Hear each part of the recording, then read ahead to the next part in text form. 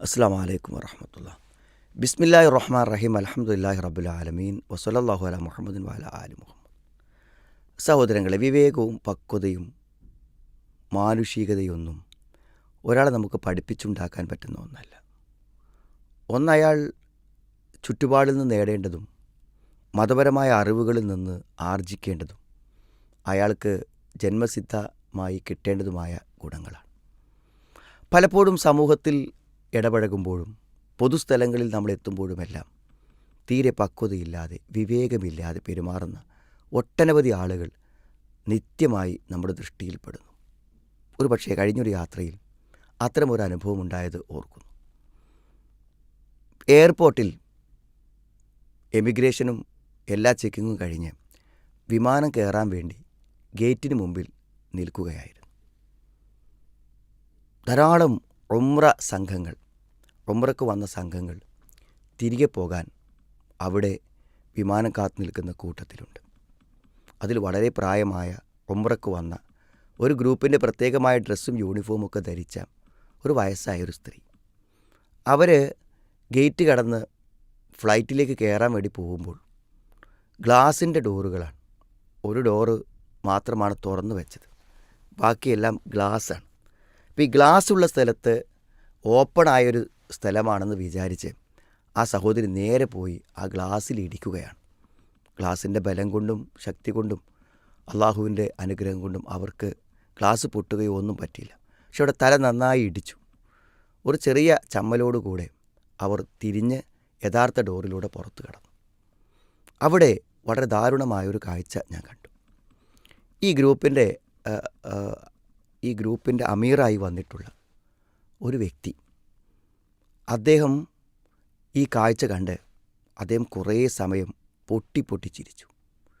ചിരിക്കുക മാത്രമല്ല, അദ്ദേഹത്തിൻ്റെ കൂടെയുള്ള ആളുകൾക്കത് കാണിച്ചു കൊടുത്ത് അവരെ കൂടെ ചിരിപ്പിച്ചു. അത് കഴിഞ്ഞിട്ടും അയാളുടെ ആ ചിരി അടങ്ങുന്നില്ല.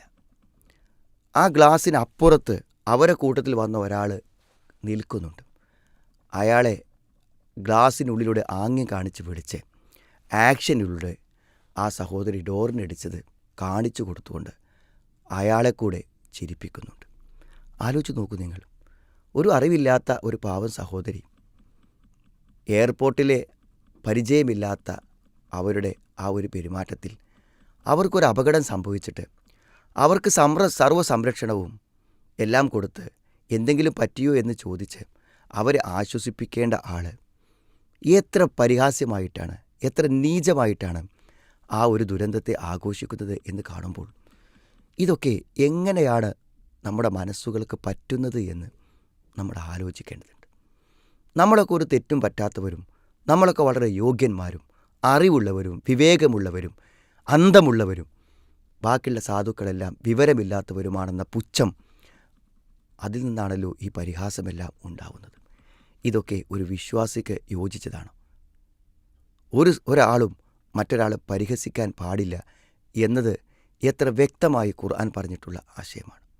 ഒരാളുടെ അഭിമാനത്തിൻ്റെ പവിത്രത എന്ന് പറഞ്ഞാൽ അത് പരിശുദ്ധമായ ദിനത്തേക്കാൾ, മാസത്തേക്കാൾ, കാബയേക്കാൾ പരിശുദ്ധമാണെന്ന് നബി സല്ലല്ലാഹു അലൈഹി വസല്ലം നമ്മളെ പഠിപ്പിച്ചിട്ടില്ലേ? നമ്മൾ അങ്ങനെ ചെയ്യാറുണ്ടോ? ഒരാൾക്കൊരു ദുരന്തം സംഭവിക്കുമ്പോൾ, ഒരാൾ വീഴുമ്പോൾ, അപകടം പറ്റുമ്പോൾ അതൊക്കെ കണ്ട് ചിരിക്കാറുണ്ടോ? നമ്മൾ മറ്റുള്ളവരെ ചിരിപ്പിക്കാറുണ്ടോ? അങ്ങനെയൊക്കെ ചെയ്യാറുണ്ടെങ്കിൽ നമ്മുടെ മനസ്സ് എന്തുമാത്രം നീചമാണെന്ന് നമ്മൾ പറയേണ്ടി വരും. യാദൃച്ഛികമായി ഉണ്ടാകുന്ന ഒന്നല്ലത്. അതൊരു പരിഹാസമാക്കി മാറ്റുന്നത് എത്രമാത്രം നീചമായ കാര്യമാണ്. പലപ്പോഴും ഇത്തരം അവിവേകികളായ, അപക്വമതികളായ, മനുഷ്യത്വമില്ലാത്ത ധാരാളം ആളുകളെ സമൂഹങ്ങൾ നമ്മൾ കാണാറുണ്ട്. പല സന്ദർഭങ്ങളിലും അത്തരം പെരുമാറ്റങ്ങളെ നമ്മൾ അനുഭവിക്കാറുണ്ട്. മറ്റുള്ളവർക്കൊരു പരിഗണനയും നൽകാതെ മുന്നോട്ട് പോകുന്ന ആളുകൾ, പ്രായമായവർ, കുട്ടികൾ, മുതിർന്നവർ, സ്ത്രീകൾ, ഇവരൊക്കെ നമ്മുടെ യാത്രാവേളകളിൽ ഉണ്ടാകും. ഒരുപക്ഷെ ആ തിരക്കിനിടയിൽ അവർക്കൊരു സാവകാശം നൽകുന്നത്, അവരെ ഒന്ന് മുന്നോട്ടേക്ക് പോകാൻ അനുവദിക്കുന്നത്, അവർക്കെന്തെങ്കിലും ഒരു കൈത്താങ്ങാകുന്നത്, അവിടെ ലഗേജ് ഒന്ന് എടുത്തു വെച്ച് കൊടുക്കുന്നത്, ഇതെല്ലാം എത്ര വലിയ സേവനങ്ങളാണ്. ഒരു വയസ്സായ ആളെ ഒതുക്ക് കയറാൻ ഒന്ന് കൈപിടിക്കുന്നത്, ഇങ്ങനെ നന്മ ചെയ്യാൻ 100,000 അവസരങ്ങൾ ഒരു യാത്രക്കിടയിൽ നമുക്കുണ്ടാകും.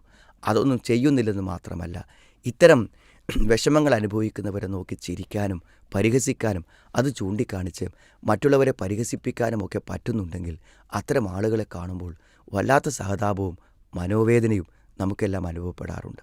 അതുകൊണ്ട് തന്നെ ഇത്തരം സന്ദർഭങ്ങളിൽ പക്വതയോടുകൂടെയും മാനുഷികമായും സ്നേഹപൂർവ്വവും കാരുണ്യത്തോടുകൂടെയും പ്രതികരിക്കാനും അത്തരം സന്ദർഭങ്ങളെ പ്രതിഫലാർഹമാക്കുവാനും ആളുകളുടെ വേദനകളിലും ആശ്വാസം പകരുവാനും നമുക്ക് കഴിയണം.